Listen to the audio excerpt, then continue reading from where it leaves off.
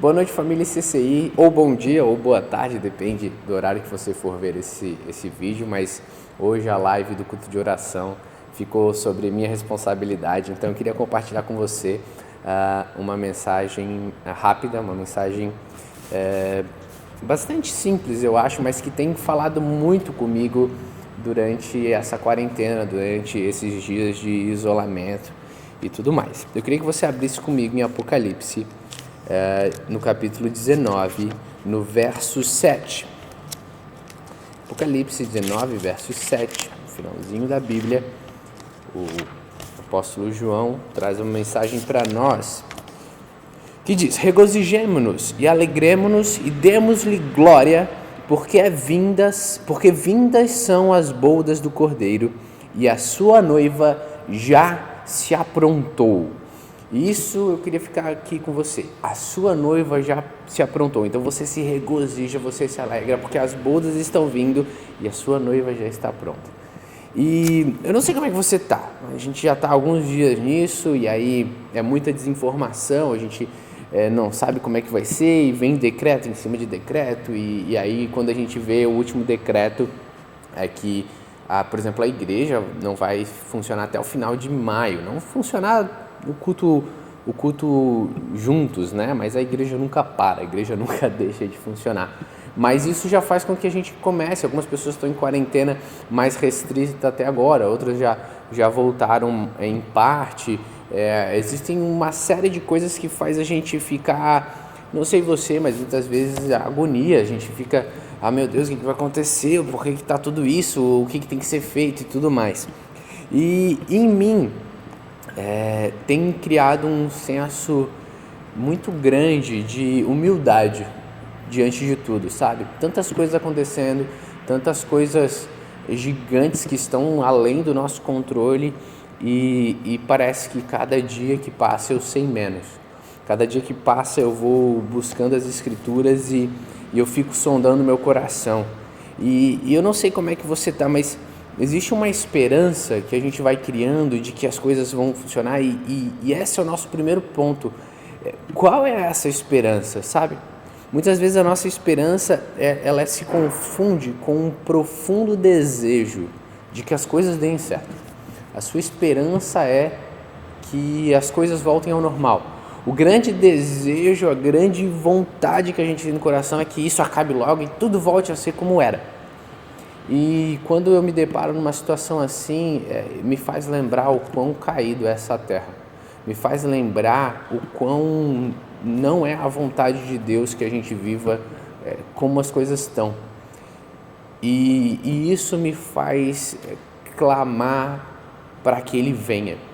Existe um desejo real e profundo, não de que as coisas simplesmente deem certo, mas um desejo real e profundo que o noivo venha.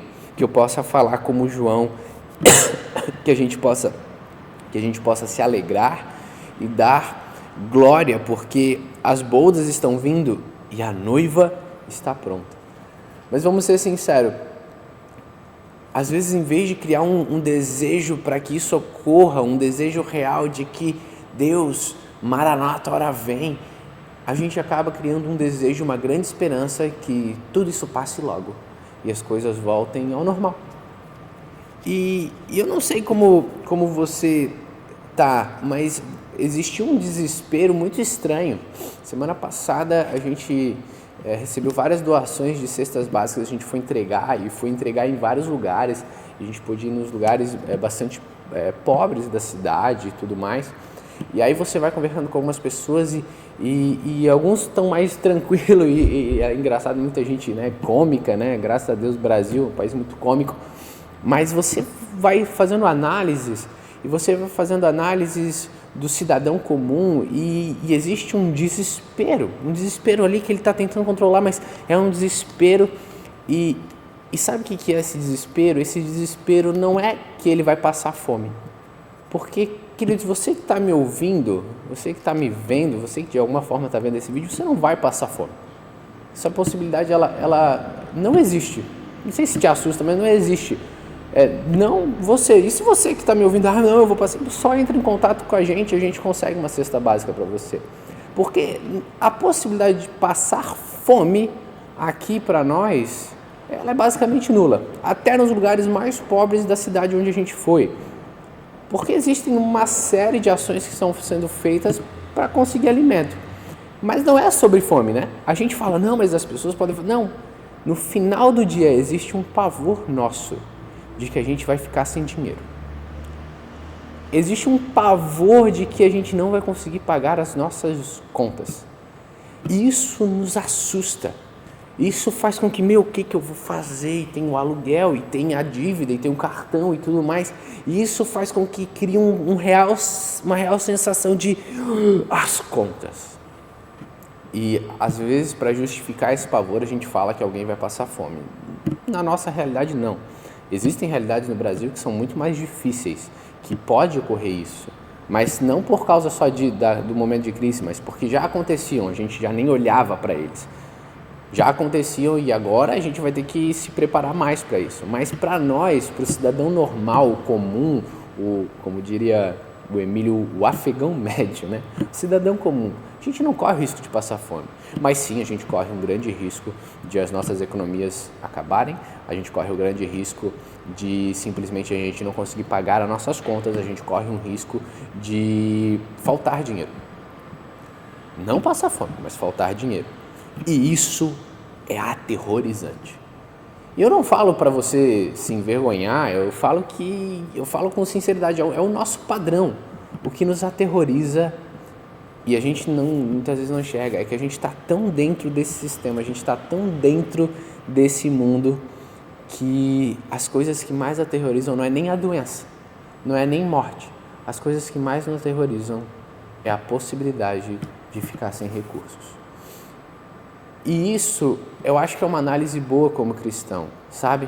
Porque aí o desejo nosso é que as coisas voltem ao normal para que a gente consiga ter recursos para pagar as contas. E às vezes esse desejo é maior do que um desejo profundo de que Cristo volte. Existe um desespero para que as coisas voltem ao normal, mas não existe um desespero para que o noivo venha buscar a sua noiva. E é sobre isso que é o Evangelho. É sobre uma noiva que está se adornando, uma noiva que está se preparando, clamando para o noivo vir. E uma situação como essa talvez seja o momento ideal para que a gente faça uma análise real de o quão sedento eu estou para que o noivo venha. Ou eu só estou desesperado para que as coisas voltem ao normal. Em 2 Coríntios capítulo 4, 16, Paulo fala aos coríntios: portanto, não desanimamos, ainda que o nosso exterior esteja se desgastando, o nosso interior está em plena renovação dia após dia, pois as nossas aflições leves e passageiras estão produzindo para nós uma glória incomparável, de valor eterno. Sendo assim, fixamos nossos olhos não naquilo que se pode enxergar, mas nos elementos que não são vistos, pois os visíveis são temporais, ao passo que as coisas que não se veem são eternas. A morada eterna do cristão. As coisas que se veem, elas são temporais, mas as coisas que não se veem são eternas. No meio do desespero, a gente ainda fica lutando e procurando pelas coisas que se veem, enquanto é o momento ideal para criar um clamor real pelas coisas que não se veem. E isso é assustador, porque Paulo, que foi perseguido, que sofreu naufrágio, que foi açoitado várias vezes, que quase morreu várias vezes, que ficou preso, ele vem e diz: pois as nossas aflições, leves e passageiras, estão produzindo para nós uma glória incomparável de valor eterno. As nossas aflições, leves e passageiras. Eu não sei você, mas às vezes a gente está numa situação dessa e vira um caos, e você diz: nossa, que situação horrível, e dá uma angústia, e você, o que a gente vai fazer? E de repente você olha para Paulo, que foi açoitado, que foi preso, que apanhou, tudo pelo Evangelho, e ele diz: nossas aflições, leves e passageiras. A gente, acho que não sei se a gente já chegou a um mês em quarentena, mas a gente já está virando um caos. Ao ponto de todas as nossas angústias, elas são para que Deus nos livre disso. Não sei se você já percebeu isso, né? Pessoal, a gente fez um mover de vamos nos entrar em jejum e tudo mais. Para quê? A gente se mobilizou totalmente para fazer um jejum que fizesse com que Deus nos livrasse dessa. Você já viu? É uma análise simples, mas uma análise geral. Por que as pessoas jejuaram? As pessoas entraram e jejuaram, Deus, a gente está sofrendo uma epidemia e está tudo travado e o negócio está difícil, Deus me livra dessa. Ou será que era um jejum para buscar a Deus, pedindo perdão e se arrependendo por ter esquecido dele em tempos normais? Um jejum bíblico, como Jesus ensina, ir para o seu quarto, se trancar e buscar Ele. Quando os fariseus eles questionam Jesus por que os discípulos deles não jejuavam e os discípulos de João Batista e os judeus todos jejuavam, Jesus fala: como é que eles podem jejuar enquanto eles estão com o noivo? Está aqui, não tem por que eles jejuar, mas haverá dias em que o noivo será tirado e eles jejuarão. Haverá dias que o noivo não vai estar e a gente vai jejuar, sedento para que o noivo volte. O jejum é uma prática para que a gente entre numa fraqueza voluntária e busque a Deus, onde a gente deixa de se alimentar das coisas do mundo e que alimentam a carne, para a gente se alimentar do Espírito. O jejum não é uma barganha divina, não é uma greve de fome para Deus livrar a nossa pele. E muitas vezes a gente simplesmente transformou isso porque agora assustou. E aí a gente tudo jejua, para que então Deus livre a gente de algum jeito. Não, jejua, mas jejua para buscar o noivo. Jejua porque você quer mais do Espírito. E isso não é muito o que acontece com a gente. E eu estou falando de mim, eu estou falando das minhas angústias, não sei você. Às vezes a gente faz um papo tão pote de margarina que me cansa. Não, vamos ser sinceros. Não te agonia isso? Não te agonia não estar no poder, não estar no controle? Não te agonia você não saber o quanto você vai conseguir pagar as contas ou não? Isso é assustador. Mas é assustador porque a gente está nessa terra caída, vivendo em um sistema deturpado, vivendo em uma sociedade que é baseada totalmente em dinheiro, cujo a Bíblia fala que é o único Senhor junto com o Senhor, Deus e verdadeiro. 2 senhores, nenhum capeta é Senhor. 2 senhores, um é o dinheiro, um é Deus. E muitas vezes a gente nem percebe, mas a nossa vida é baseada num senhor errado. E eu confesso que isso me agonia e eu fico lutando para que num momento desse eu descubra o Senhor certo, eu consiga, no meio de uma tempestade louca, descansar. Às vezes a pergunta que a gente faz é a pergunta errada. Às vezes a gente pergunta para Deus quando Ele vai livrar nós disso, quando isso vai acabar, ou o que eu preciso fazer para acabar, mas a pergunta poderia ser: o que o Senhor pensa sobre minha atitude no meio dessa crise? O que o Senhor pensa sobre o nosso comportamento como igreja no meio disso tudo? Paulo, quando fala dos judeus, ele diz que o coração dele, ele sofria com uma insistente tristeza. Ele tinha dores de parto por causa daqueles que eram judeus escolhidos e não estavam de acordo com o evangelho de Cristo. E isso fazia com que ele se remoesse. E muitas vezes a gente se remoe por causa que as coisas não estão voltando ao normal, mas a gente tinha que se remoer, porque as coisas desse mundo não estão como é a vontade de Cristo. Por isso eu clamo para que Ele venha e faça com que as coisas se moldem à sua vontade. Ele estabeleça um reino onde Ele vai estar aqui e reinando. Começa a clamar isso. Começa a se desapegar de todos os projetinhos terrenos. Continue sonhando, continue sendo usado por Deus, continue fazendo o que Deus quer que você faça, mas que o seu clamor real seja no que é eterno. No final do dia, eu e você somos peregrinos nessa terra. Peregrinos, caminhando por uma terra celestial. Peregrinos que vivem aqui e vão simplesmente tentar manifestar o reino com pequenos lapsos da vontade de Deus. porque isso tudo só vai se consumar quando Cristo voltar. E esse é o meu grande clamor, esse é o meu grande desejo. É por isso que o meu coração chora, porque muitas vezes a gente está berrando, querendo achar soluções no meio da crise aqui, para que as coisas voltem do jeito que eram, enquanto a gente precisa clamar para que as coisas não voltem a ser do jeito que eram, para que Cristo venha e faça nova todas as coisas. Existe uma pátria celestial e existe um lugar onde a gente está caminhando para ir, e é nesse lugar que o nosso coração tem que estar. Eu compartilho e eu amo uma frase de Agostinho no início do livro Confissões, que ele diz para Deus, ele diz: tu criaste-nos para ti, e nosso coração não encontrará descanso enquanto em ti não repousar. Enquanto em ti repousar. Não há descanso para nosso coração aqui. Enquanto a gente estiver nessa terra que não é nossa, não haverá descanso. Nosso coração só vai descansar quando repousar em Deus. Por isso que no meio de tudo isso eu clamo para que meu coração repouse nele, para que meu coração clame por sua volta, porque só assim a sua vontade vai ser feita aqui e agora. A humildade que eu tenho é que cada dia que passa parece que eu sei menos. Cada dia que passa parece que eu entendo menos das coisas. Parece que eu entendo menos de epidemia, parece que eu entendo menos de economia, parece que eu entendo menos de política, parece que eu entendo menos da Bíblia.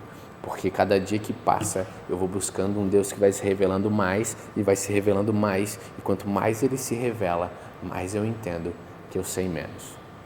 Talvez seja o momento de a gente admitir que sabe menos, de admitir que a gente não é especialista em tudo isso e que a gente está lutando com o nosso próprio coração para descansar em Deus, que a gente está lutando para que Ele venha, que a gente está clamando por isso, que seja um momento onde a igreja volte ao Pai, que a gente se arrependa de todas aquelas coisas que não eram da vontade de Deus, todos os projetinhos nossos egoístas.